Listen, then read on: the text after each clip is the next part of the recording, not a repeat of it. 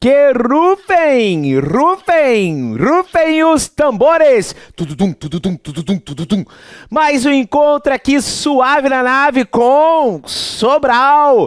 É isso, galera, direito civil e consumidor na veia. E hoje a gente está numa semana de atualização de julgados das nossas jurisprudências. E aí, tem esse cara aí que tá até boa pinta nesse terno aí, né? De boa na lagoa. Cristiano Sobral, então, na área, galera, com vocês. E a gente agora vai começar a falar sobre direito do consumidor. Sabendo que a maior mudança que nós tivemos agora, atual mesmo, e que eu começo um novo programa aqui no GRAM, a partir desse sábado, já estou te convidando de antemão.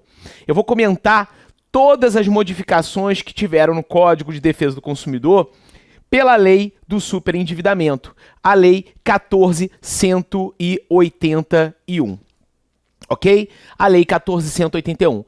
Então, se você está com o Código de Defesa do Consumidor à mão, saiba que o artigo 4º, o artigo 5º, o artigo 6º, o artigo 51, o artigo 54, o artigo 104A e 104B, tá?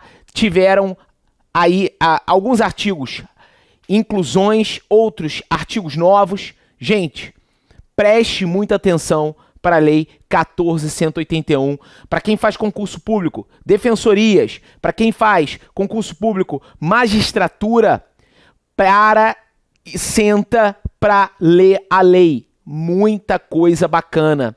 Prevenção em tratamento do superendividamento. A gente já começa hoje com essa iluminação para você, dizendo que, olha, tem lei nova. Tem lei nova na jogada. Hoje a gente vai falar de julgados, mas sábado, esse sábado, o próximo sábado e o outro sábado, em 3 sábados, a partir de 11 horas da manhã, você pode estar estudando comigo ao vivo a lei do superendividamento. Perfeito, meu amigo e minha amiga? Então, muito boa noite aí, galera. Tá entrando aí, Carlos, Hélio, galera entrando aí ao vivo, sejam todos muito bem-vindos a mais um encontro aqui ao vivo no GRAM, ok? Me diga de onde vocês são, vocês aí, ó, compartilhem, deixem o seu like, porque o GRAM, ele entrega isso de mão beijada para você. E o material da aula de hoje já está no link de descrição. Um material mastigadinho para você da jurisprudência mais atual de direito do consumidor. As mais recentes de direito do consumidor, tô trazendo aí para vocês, tá? Bom, vou pedir para vocês aqui se atentarem ao material. Perfeito. Beleza? E aqui eu deixo os meus contatos para vocês, tá? Professor Cristiano Sobral, Instagram, né? Facebook, Professor Cristiano Sobral, Instagram, @Cristiano Sobral, www.cristianosobral.com.br. Lá você vai pegar muitas dicas, ó, Fortaleza, Manaus, São Paulo, Caxias do Sul, Marabá, muita gente aí na área, galera. E olha, livros, Cris, que livros você indica para estudar direito do consumidor? Bom, primeiro eu vou indicar um livro de minha autoria, é um livro novo, super atual, acabou de sair, tá? O livro tá quente aqui, toquei nele agora, quase me queimei de tão quente esse livro está, que é o livro Manual Prático de Direito do Consumidor, parceria com o professor e grande processualista Misael Montenegro, da editora Juspodium. Vou também aqui, para quem sabe, tem o meu Código Civil comentado. Código Civil comentado, editora Juspodium também.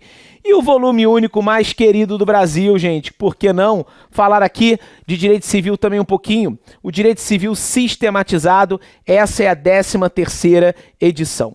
Beleza, galera? Então, ó, livros aqui indicados, livros de direito do consumidor. Tem do professor Flávio Tartucci, tem do professor Leonardo Garcia, tem do professor Leonardo Bessa, tem do professor Bruno Miragem, são excelentes livros. Perfeito? Pois bem, vamos lá para a nossa tela. E aí começamos aqui no informativo 695 de 10 de maio de 2021, ok? Beleza, galera. Olha aí, o recurso especial 18.81806, tema Direito do Consumidor, e o assunto, ó, incorporação imobiliária. Aqui adentrando na Lei 4.591, extinção do contrato, dia de destituição do incorporador, marco final das obrigações constituídas entre as partes, extinção anômala. O dia da destituição da incorporadora, com a consequente assunção da obra pelos adquirentes, é o marco final das obrigações constituídas entre as partes. Então, aqui, ó, atenção para esse tema. E aqui, entenda o caso, gente, trazer o caso para vocês. A Lei 4.591, de 64, previu 3 situações distintas para a extinção do contrato de incorporação, observando o atraso na entrega da obra, com desfechos que variam de acordo com a conveniência dos adquirentes. Na primeira, os compradores optam por receber com atraso a unidade imobiliária. Nesse caso, será devida ao adquirente adimplente, por ocasião da entrega da unidade, indenização de 1% do valor efetivamente pago à incorporadora, para cada mês de atraso pro rata dia, corrigido monetariamente conforme índice estipulado em contrato. Artigo 43, com redação conferida pela Lei 13.786 de 2018. Na segunda, os adquirentes optam pelo não recebimento do imóvel.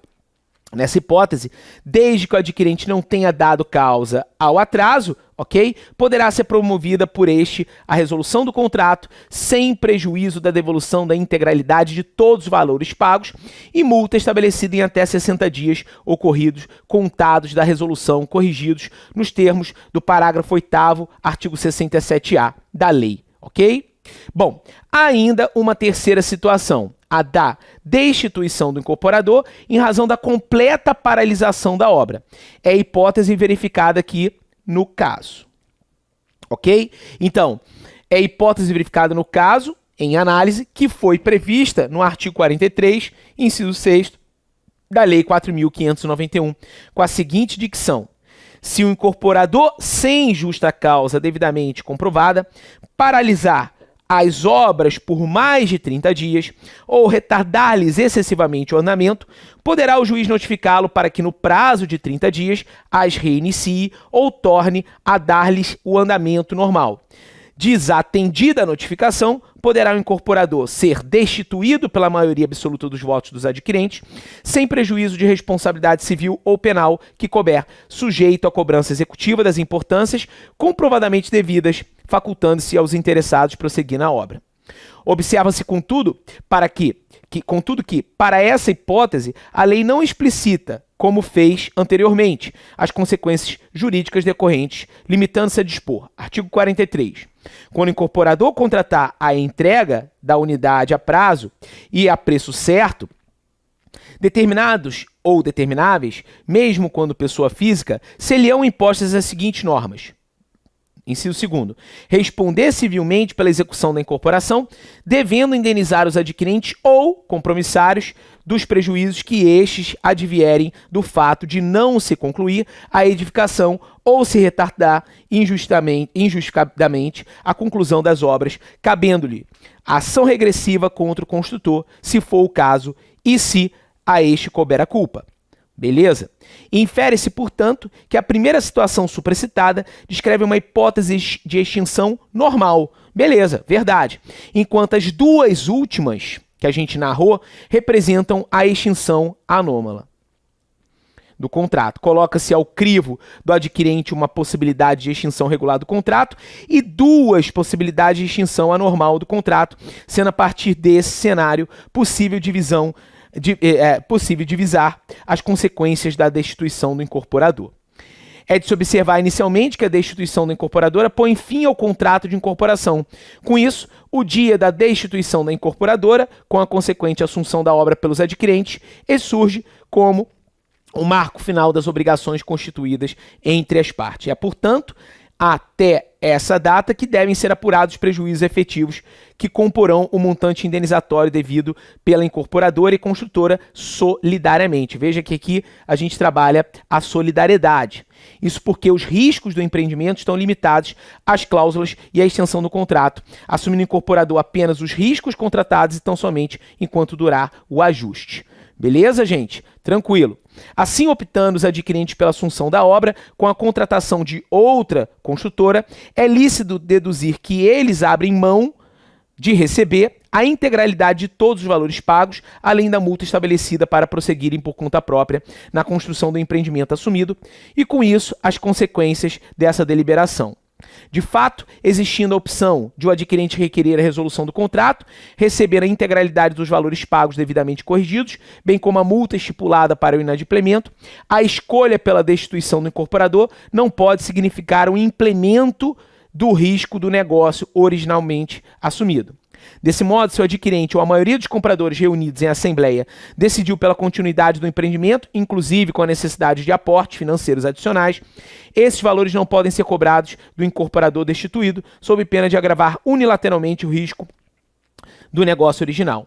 A destituição do incorporador constitui exercício regular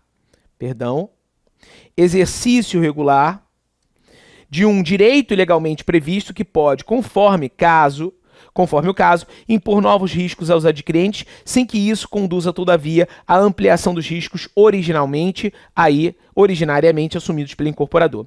Pela mesma razão, deduz-se que os lucros cessantes... O que são os lucros cessantes, né, pessoal?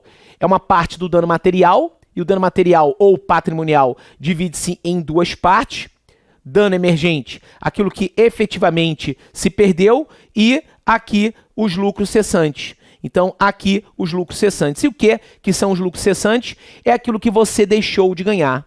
Então, você não pode confundir danos emergentes com lucros cessantes. Perfeito? Então, serão cabíveis apenas durante, tá, a questão referente aí, como se diz no caso concreto, apenas durante o período compreendido entre a data prometida para a entrega da obra e a data da efetiva destituição do incorporador. Eu não posso pedir depois, posteriormente. Esses riscos são assumidos por aqueles que querem dar continuidade, ok? Que, frise-se, é o marco da extinção anômala da incorporação. Como decidiu o Superior Tribunal de Justiça, no caso concreto aqui, ausente circunstância de excludente responsabilidade, o atraso na entrega do imóvel objeto do contrato da incorporação enseja o dever de indenizar solidariamente tanto a incorporadora quanto a construtora. A Lei 4591 confere aos adquirentes o poder de destituição do incorporador. A destituição, além de significar uma penalidade ao incorporador, que paralisa as obras ou lhes retarda excessivamente o andamento, é também uma causa extintiva do contrato de incorporação. O dia da destituição da incorporadora com a consequente assunção da obra pelos adquirentes é o marco final. Tudo que a gente trabalhou durante esse tema, tá? Esse tempo. Os riscos do empreendimento estão limitados às cláusulas e à extensão do contrato. Eventuais aportes financeiros adicionais assumidos pelos adquirentes a partir da destituição não podem ser cobrados. Tudo que nós trabalhamos aqui. O dano moral em tais circunstâncias, ele é in re ipsa. E você sabe muito bem o que é o dano in re ipsa. O dano in re ipsa é aquele dano moral presumido. Dano in re ipsa é o dano moral de natureza presumida. Perfeito? Então, por exemplo, a gente tem outros exemplos de dano in re ipsa. Trago aqui para vocês. Súmula 370 do STJ, súmula 388 do STJ, súmula 403 do STJ e súmula 595 do STJ, ok? Do STJ. Então, muita atenção, gente, porque aqui a gente tem danos morais presumidos, tá? Dano moral presumido. E aí a gente tem que trabalhar isso, tá? Olha aí os exemplos. E aí você que está anotando, que está trabalhando aí, tranquilo, destacando esse tema. E aí, ó, o recurso especial de maio de 2021, o acórdão, tá? Informações complementares para vocês. Perfeito? Legislação toda pertinente que eu trago nesse julgado. E aí, como esse tema pode vir a cair na sua prova, tá? Tranquilo? Como é que esse tema pode vir a cair na sua prova? Os lucros cessantes serão cabíveis apenas durante o período compreendido entre a data prometida para a entrega da obra até a data efetiva da destituição do incorporador. Eu vou além aqui, tá, pessoal? Sobre o dano moral, em razão do atraso, se as pessoas que adquiriram esse imóvel tivessem essa dor de cabeça, né, do atraso, e aí insistissem e não houvesse essa destituição, poderia até se levantar aqui falando de desvio produtivo. Essa é uma tese muito boa para dano moral, perda do tempo vital. É uma tese que vem crescendo muito no direito do consumidor sobre a indenizabilidade em razão da violação do tempo. Então, em razão da violação do tempo, haveria uma indenizabilidade no caso concreto. Então, ó, desvio produtivo igual a perda do tempo vital. Alguns doutrinadores chamam de perda do tempo livre, mas a grande maioria, tudo bem? A grande maioria trabalha com o tema relacionado a desvio produtivo e perda do tempo vital. Beleza, galera? Bom julgado. O que a gente trabalhou aqui? A gente trabalhou esse tema de uma forma bem didática, trazendo todas as legislações, todos os artigos competentes, mas o que importa é que, assim, olha, houve a destituição, cabe um lucro cessante, os lucros cessantes posteriores? Não, lucros cessantes serão cabíveis apenas durante o período compreendido entre a data prometida para a entrega da obra até a efetiva destituição do incorporador. Beleza, galera? Show de bola? Vamos lá. Mais um julgado aí para vocês, direito civil / direito do consumidor. Acidente aéreo, colisão de aeronaves durante voo, arrendador, responsabilidade civil, ausência de nexo causal, conduta que não influenciou imediata ou diretamente para a ocorrência do evento danoso, afastamento do dever de indenizar. Recurso especial aí, 14.14.803, Santa Catarina. O material está muito bem feito, muito mastigado para todos vocês. A proprietária, na qualidade de arrendadora da aeronave, não pode ser responsabilizada civilmente pelos danos causados por acidente aéreo quando há o rompimento do nexo de causalidade. Então aqui, ó, por que não há de se falar de responsabilidade civil nesse caso? Por causa do rompimento do nexo causal. Havendo o nexo causal, que é o liame entre a conduta do agente e o resultado danoso, é ponto central para que haja a indenização, para que haja a reparação do injusto. Perfeito? É um dos pressupostos tanto da responsabilidade civil subjetiva quanto da responsabilidade civil de natureza objetiva, ok? Vamos lá.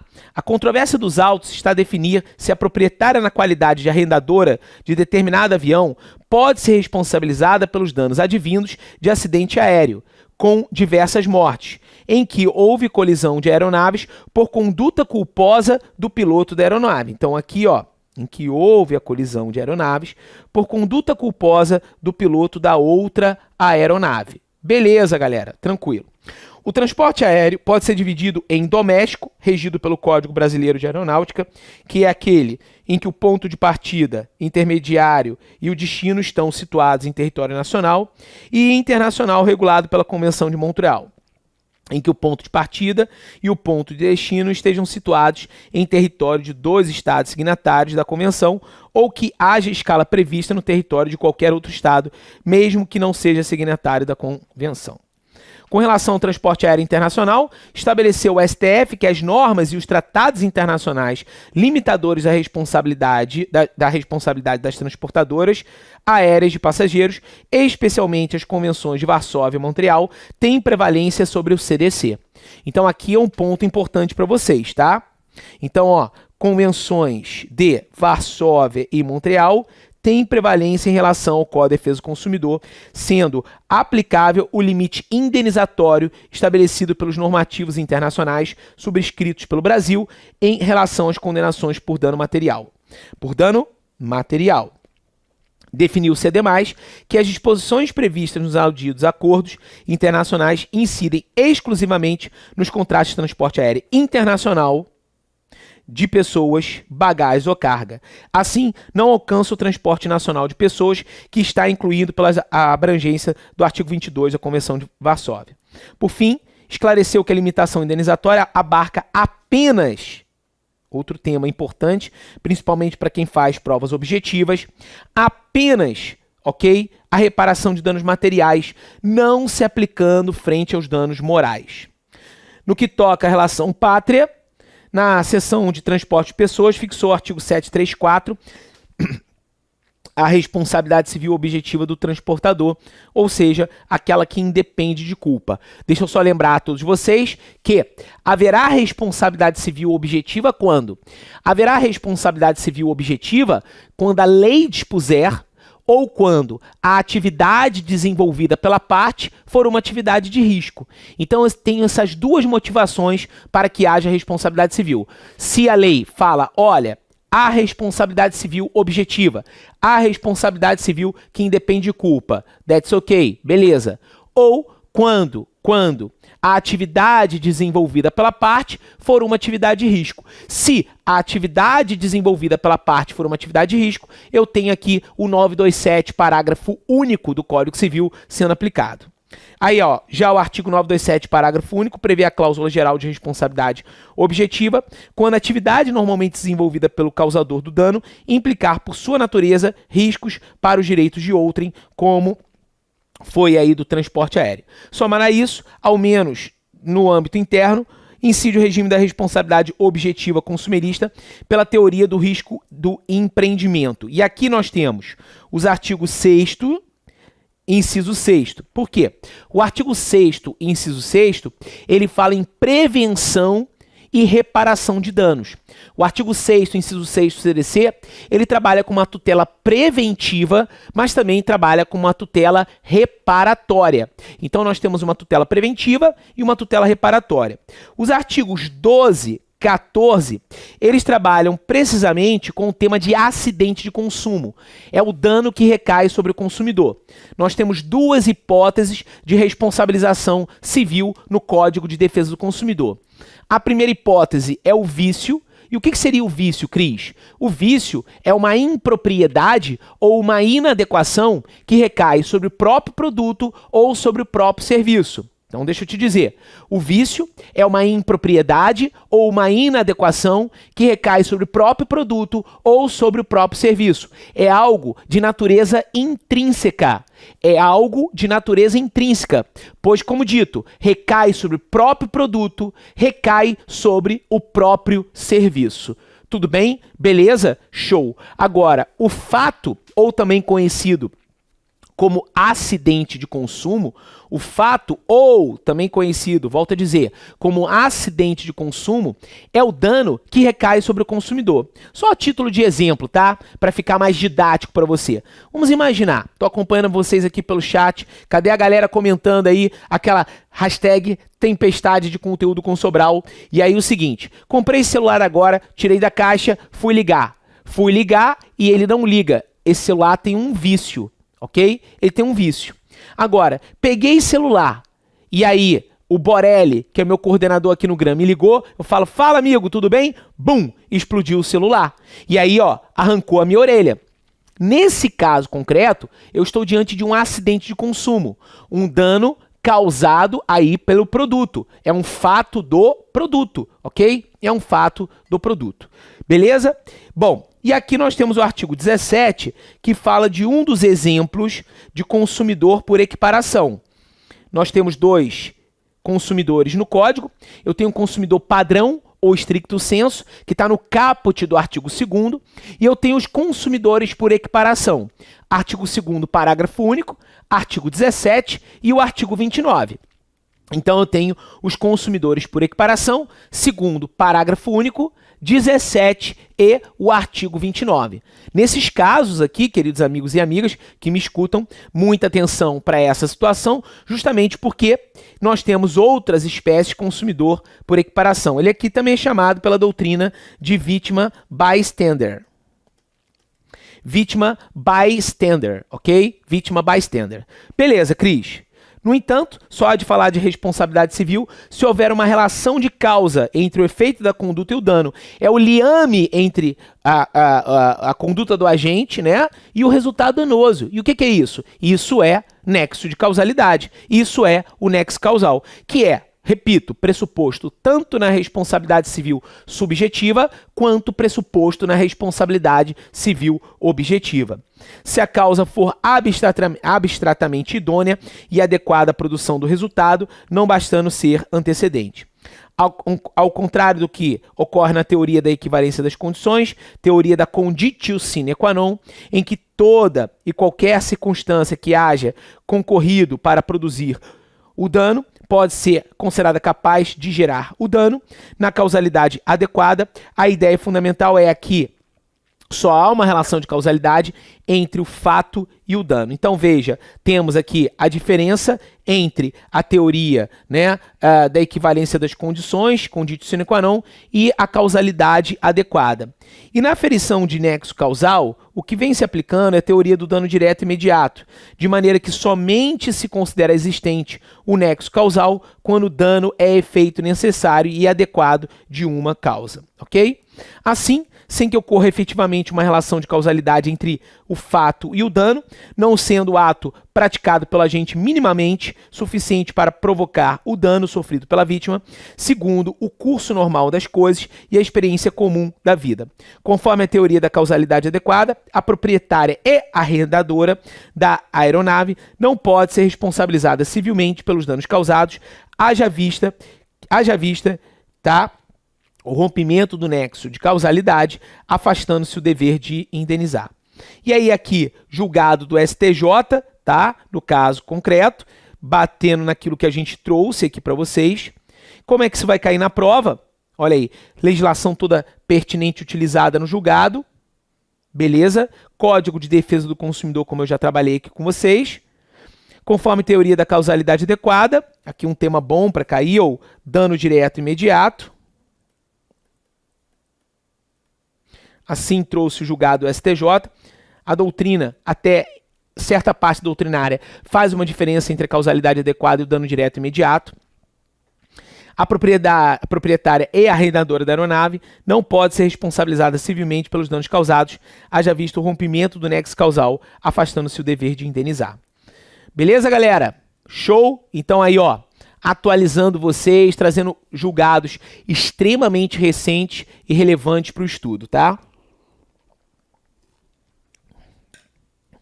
Boa noite, Silvio Mar, Feira de Santana, Salvador Andréia, o Bruno HSC, boa noite para todos vocês, a Lu de Fortaleza, boa noite para todos, estão todos me escutando bem, a imagem tá boa, tô vendo que tem um pouquinho de sombra aí, mas a gente vai resolver isso, meu estúdio vai resolver, minha produção vai resolver essa sombra que tá me irritando aqui.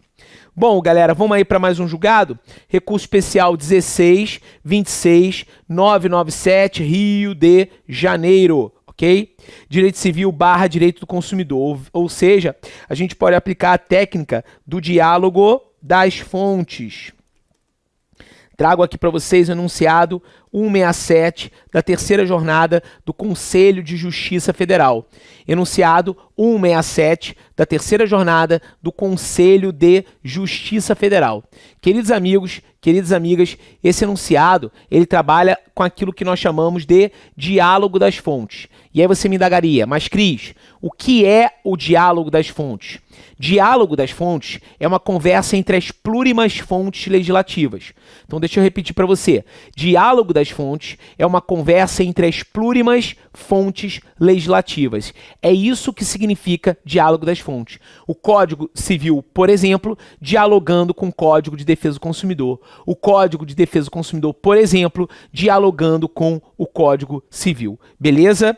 Bom, cartão de crédito, inadimplemento, pagamento do valor mínimo da fatura, débito direto na conta corrente do titular, possibilidade. E olha aqui, quando a gente fala de abusividade, a gente tem o artigo 51. E como eu disse no início da aula, muito cuidado, a lei 14.181, que lei é essa? É a lei do superendividamento. Trouxe aí o artigo 50, para o artigo 51 novidades, pessoal, ok? Trouxe para o artigo 51 novidades. Então, eu preciso que vocês fiquem atentos para o artigo 51 e ainda com aplicabilidade, tá? Com aplicabilidade.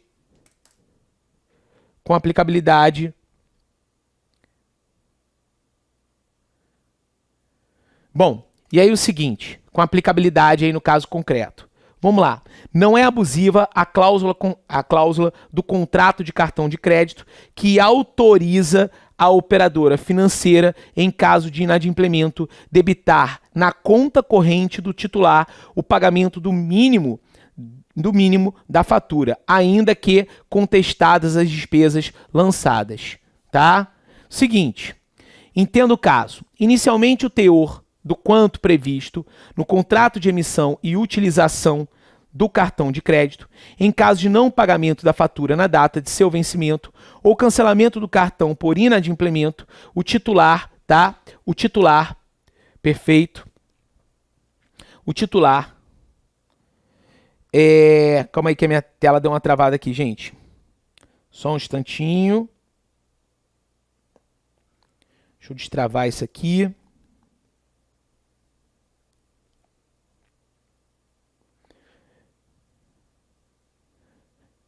E aí o seguinte. Então, agora foi, calma aí. Inicialmente o teor estava... Para você estava de boa, mas para mim estava travado de uma forma diferente aqui. Inicialmente, o teor do quanto previsto no contrato de emissão e utilização do cartão de crédito, em caso de não pagamento da fatura na data de seu vencimento ou cancelamento do cartão por inadimplemento, o titular autorizaria o emissor de debitar em sua conta corrente o valor mínimo correspondente aos gastos por ele efetuados, caso haja saldo para tanto. Essa operação de débito direto do valor mínimo da fatura consiste em uma ferramenta apenas utilizada quando o cliente não realiza de forma espontânea, né? O pagamento do montante devido no prazo contratual assinalado, sequer do valor mínimo expressamente acordado para manter o fluxo do contrato de cartão de crédito. A prática do pagamento mínimo como opção do titular do cartão de crédito for reconhecida como válida pelo Banco Central. Perfeito? Odiernamente, não existe mais o pagamento mínimo obrigatório de determinado percentual da fatura, mas cada instituição financeira pode estabelecer com os consumidores o montante do adimplemento mínimo mensal, em função do risco da operação, do perfil do cliente ou do tipo do produto. Certamente, o pagamento mínimo previsto na modalidade contratual de cartão de crédito constitui uma mera liberalidade da operadora, que insere tal condição na contratualidade de maneira a conquistar e fidelizar o usuário, a fim de fortalecer o sistema de crédito na modalidade cartão. A hipótese de débito do valor mínimo constitui uma das condições para que se conceda crédito aos titulares do cartão, possibilitando-se a estes últimos o abatimento parcial do quanto devido e não adimplido. Trata-se, portanto, de uma espécie de, olha aqui, galera, garantia à continuidade do ajuste estabelecido entre as partes. Com a facilidade do débito mínimo, condições vantajosas são experimentadas por ambas as partes da relação. A financeira mantém a continuidade e o fluxo do sistema do cartão de crédito e garante o pagamento de parcela dos valores inadimplidos na data, sem a necessidade da realização de procedimentos executivos forçados. Já o titular de cartão de crédito inadimplente mantém o saldo disponível do cartão de crédito para realizar outras despesas e realizar o pagamento parcial do débito e realiza o pagamento parcial do débito com a amortização do quanto devido sem que ocorra o bloqueio da operação, deixando de submeter as regras e encargos atinentes ao procedimento da execução forçada. A gente sabe que pagar o mínimo de um cartão de crédito é assinar um contrato com o capeta, né? A grande realidade é essa, porque os juros são juros que podem chegar até 400% ao ano. Inegavelmente, não há, no ordenamento jurídico, obrigação legal para concessão de crédito sem garantia, nem mesmo vedação a tal prática, motivo esse que impede rotular como abusivo o débito de parcela mínima do total de gastos efetuados pelos titulares de cartões de crédito. Portanto, não se reputa abusiva a cláusula incerta em contrato de cartão de crédito que autoriza a operadora financeira a debitar na conta corrente do respectivo titular o pagamento mínimo da fatura em caso de inadimplemento. Ok, gente? Então aqui, ó, esse é o objetivo central, é isso que cai em provas, tá? A gente não aplica a abusividade. Lembrando que cláusulas abusivas, elas podem, logo de cara, ser conhecidas de ofício, mas a gente tem uma tal de súmula 381 do STJ, ok? Súmula 381 do STJ. O que que diz a súmula 381, tá? Então, assim, uma cláusula abusiva, tudo bem? Uma cláusula abusiva, ela é uma cláusula, tá? Em que se baseia, em que se destaca como nula absolutamente. Então, o artigo 51, ela diz: cláusulas abusivas são nulas de pleno direito. Cláusulas abusivas são nulas de pleno direito. Ponto final. Ok? São nulas de pleno direito e ponto final. Tranquilo? Beleza? Show de bola. Só que o artigo 381, a súmula, 381, diz que é vedado ao juiz conhecer de ofício a abusividade de um contrato bancário. Ou seja, banco manda, juiz obedece. What's for that, man? Aonde estamos, né? Porque o juiz pode conhecer a abusividade em qualquer tipo de contrato, salvo no contrato bancário. Não tô gostando disso não, hein? Então, olha assim, súmula 381 a gente tem que ser lembrada, tá? Porquanto tal ajuste não ofende o princípio da autonomia da vontade, princípio esse estipulado no artigo 425 do Código Civil, tá? Que norteia a liberdade de contratar, tampouco possui o condão de violar o equilíbrio contratual, artigo 421 do Código Civil, e a boa-fé objetiva, 422 do Código Civil, e o artigo 4º, inciso 3º do CDC.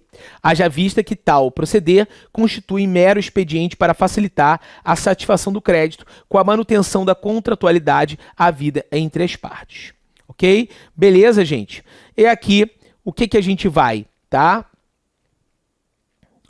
O que a gente vai trabalhar? Como isso vai cair na sua prova. A cláusula do contrato de cartão de crédito, que autoriza a operadora financeira, em caso de inadimplemento, debitar na conta corrente do titular o pagamento do valor mínimo da fatura, não é abusiva, ainda que contestadas as despesas lançadas. Ainda que contestadas as despesas lançadas. Aqui há algo importante que eu tenho que trazer para vocês.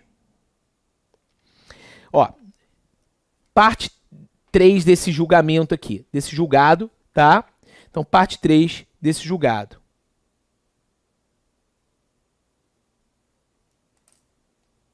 Ok?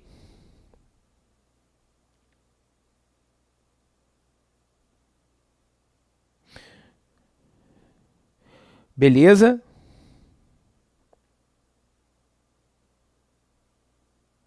Beleza?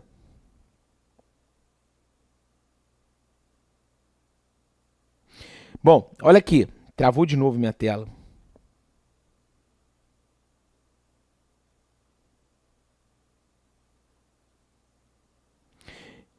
Seguinte.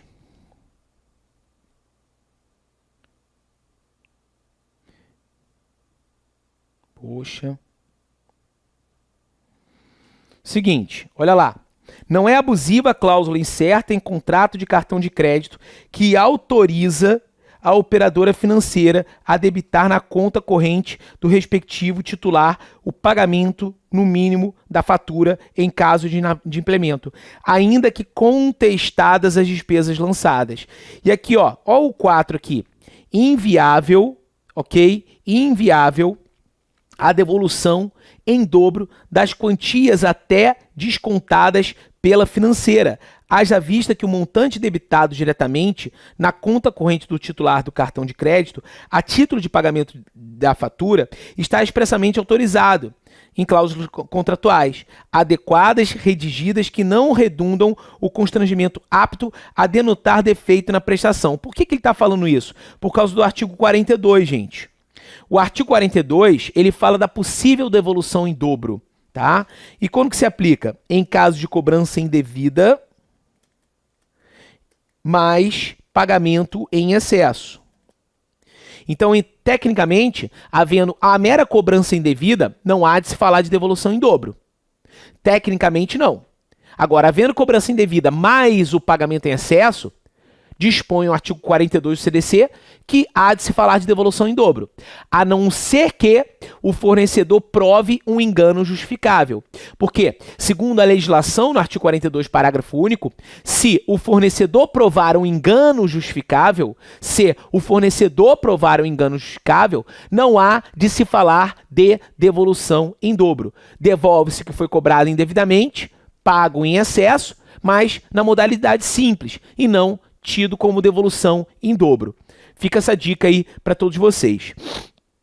Outra dica é que o STJ destaca que o fato de uma cláusula ser conhecida posteriormente como abusiva não faz com que todos os valores pagos até o reconhecimento da abusividade sejam devolvidos em dobro. Eu acho um absurdo isso, porque se o tribunal reconheceu a abusividade, por exemplo, aquilo que foi pago foi abusivo, cobrança indevida e pagamento em excesso, mas só se entende da devolução daquilo que foi pago depois de constatada a abusividade.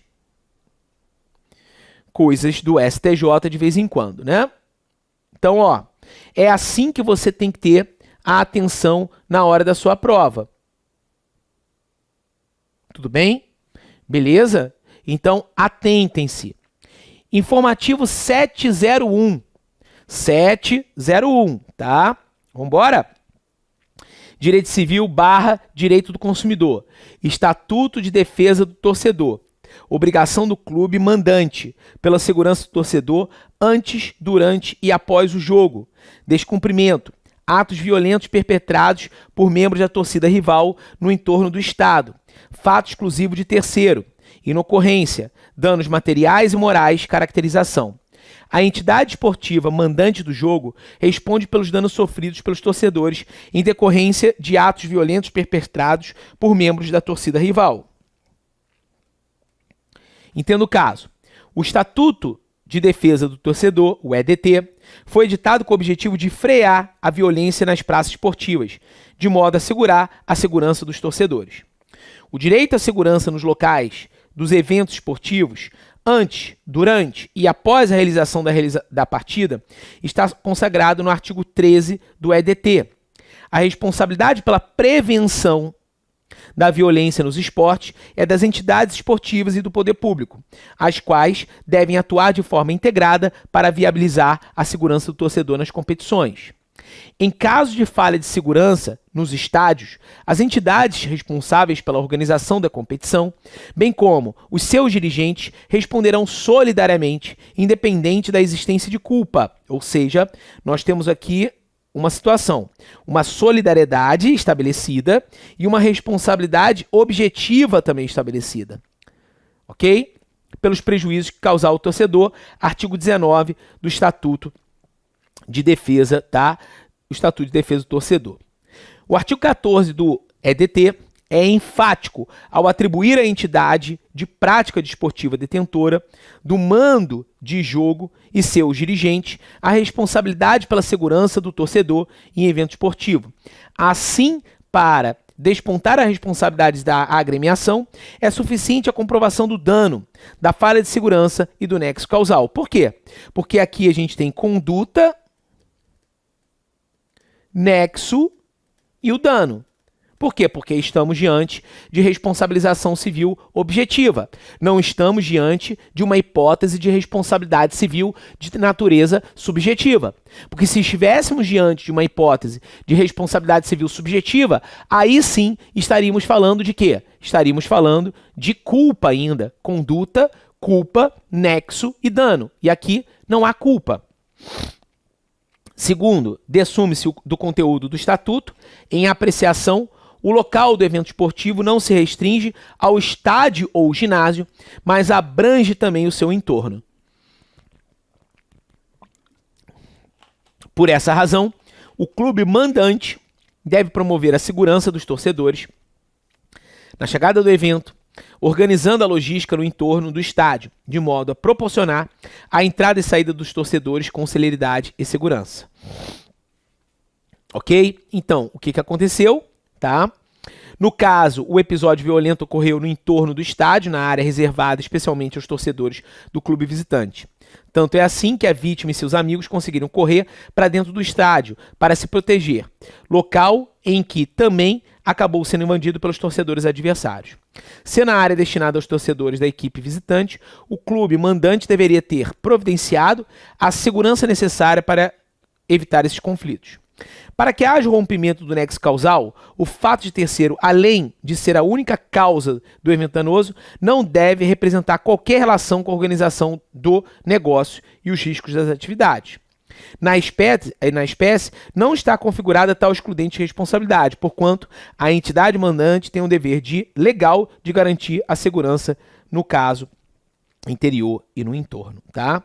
Bom, ademais, frisa-se que os atos de violência entre torcedores e adversários são, lamentavelmente, e em eventos frequentes, estão relacionados com a atividade desempenhada pela agremiação.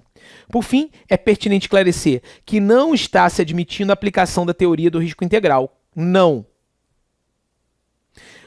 Por exemplo, o Código de Defesa do Consumidor nem o Código Civil adotam a tese do risco integral. Ok? Porque se houvesse a tese do risco integral, nem poderíamos discutir sobre exclusão de responsabilidade. Vale dizer, as entidades esportivas não responderão por todo e qualquer dano ocorrido no entorno do local da partida. Será sempre necessário proceder à análise casuística de acordo com as particularidades no caso concreto, a fim de averiguar se houve defeito de segurança e se a situação guarda relação com a atividade desempenhada pelo clube. O que você precisa trabalhar aqui no caso concreto, tá? Na hora da prova. De acordo com o artigo 14 do EDT, é atribuída à entidade de prática desportiva detentora do mando de jogo e a seus dirigentes a responsabilidade pela segurança do torcedor em evento esportivo. E mais, gente, olha só. Aqui também se aplica esse diálogo entre o EDT, o Código de Defesa do Consumidor, e vamos dizer que uma pessoa que não estava, tá, indo ali para o estádio. E aí, por exemplo, começou uma briga de uma torcida rival, entre torcidas rivais. Ridículo, mas uma realidade, né? E aí um dos torcedores taca uma garrafa. Bum! Tacou uma garrafa. Tá a responsabilidade civil ali no entorno. Tem que ter a responsabilidade desse mandante. E aí atinge uma pessoa que estava passando na rua, não tinha comprado ingresso, não tinha feito nada. Poderá ela se valer do Código de Defesa do Consumidor? Sim, poderá ela se valer do Código de Defesa do Consumidor como consumidor por equiparação. Cito o artigo 17. Então teríamos aquele consumidor por equiparação do artigo 17 chamado de vítima bystander. Fez sentido para vocês? Então, tá passando um cara lá com um carro com a família. Vem um foguete, o cara pegou um morteiro de 12 e acendeu para atacar na outra torcida. Vazou, foi embora. Aí o cara tava com a janela aberta do carro, com o filho dele lá dentro, e o morteiro de 12 começou a explodir lá dentro. Bum! Lá dentro do carro. Pode ser esse cara tido como consumidor por equiparação? Sim. Pode ser tido como consumidor por equiparação. Cito aí o artigo 17, ok? Cito o artigo 17, combinado com o artigo 14 do Código de Defesa do Consumidor e o artigo 14 e 19 do EDT, do Estatuto de Defesa do Torcedor. Ok, gente? Belezinha? Show de bola? Como é que vocês estão aí? Vocês estão vivos? Deixa eu ver vocês aqui, tá? Deixa eu ver vocês aqui no chat. Tudo bem? Deixa eu ver aqui com vocês. Beleza, só um instante. Deixa eu ver aqui entrando. Bom, cadê vocês, galera? Tá tudo bem? Vocês estão vivos? Entrei agora aqui no YouTube para saber de vocês. Feira de Santana aí, ó. Entrou também. De boa. O ritmo tá bom. Explicação, vendo julgados bastante atuais. A gente vai fazer um intervalinho, cara, de 2 minutinhos. Ó, 2 minutos. É para você tomar uma água, é para você tomar um café. Não sai daí. Eu vou jogar a vinheta aqui do Gran e eu volto com vocês para dar continuidade aos julgados, a temas extremamente relevantes que podem estar batendo aí, ó, na porta do seu concurso, diversos concursos abertos, e você precisa estar preparado de acordo com essa jurisprudência, tá? Jurisprudência muito atual. Agora a gente vai tratar desse julgado aqui, ó, de junho de 2021, tá bom? De junho de 2021.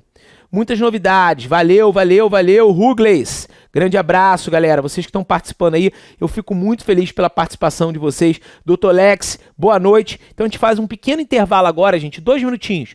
Tempo pra você mandar lá um pips, volta, toma uma água, toma um café, dá uma acordada. Já são aí 9h20 da noite. A gente vai dar continuidade ao nosso estudo, tá? Já já eu volto com vocês.